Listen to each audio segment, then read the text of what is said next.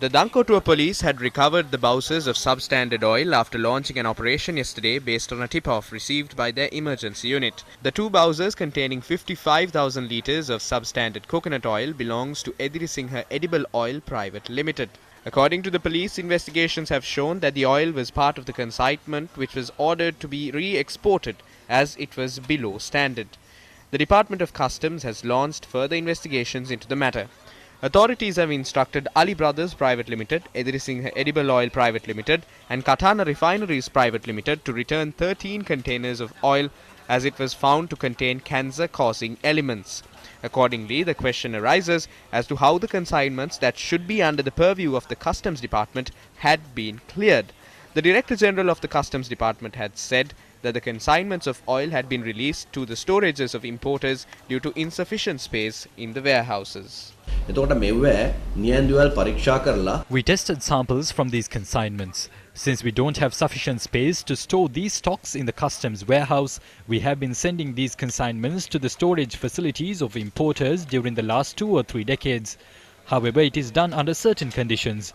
I am not trying to imply that this does not leave any room for irregularities to take place, but they know the repercussions that they will have to face if they engage in such acts. Our officers inspect the consignments and stocks that have been released to the warehouses of these importers. We are willing to enforce the law if any irregularities have taken place.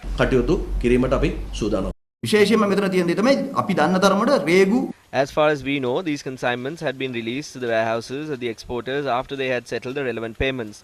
Once the payments are made, they can release their stocks to the market. But the problem is, when the existing stocks are released from the warehouses of importers, there is a possibility that new stocks would be brought into the country. Why did they allow these stocks to be transferred to the storage facilities of importers? If they were stored in the bonded warehouse of the Customs Department, then customs officials have access to that facility. Therefore, stocks cannot be cleared without a customs officer. If a racket has taken place, then the system allows the person involved in the racket to rectify the situation. The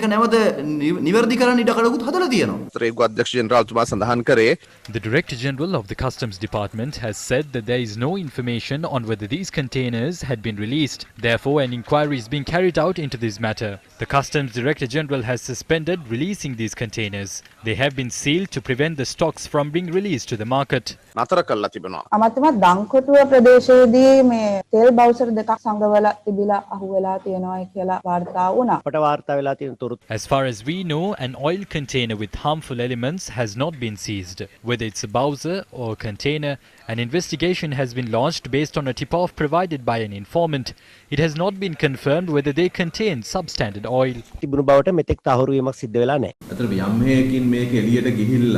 If these stocks had been released to the market and if the people had consumed them, it would be reflected if any diseases emerge in the future. A fine can be imposed for importing substandard stocks of oil. But the problem is that action cannot be taken any further apart from imposing a fine.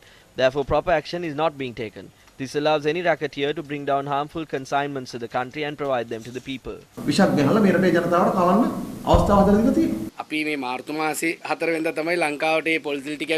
The consignment of oil had reached the country on the 4th of March. It was the health sector, the ITI Institute and the Sri Lanka Standards Institute that intervened to test these samples. From 2015 to 2019, tests were not carried out on imported products. Attention was not paid to the environment. No one knows what happened to the country afterwards. We don't know whether we had consumed harmful substances or not. The people might be beginning to feel the side effects of consuming such products from 2015 to 2019. The director of the Apeksha Hospital, Dr. Wasantha, has said that 25,000 cancer patients are identified annually. This amounts to nearly 70 patients daily.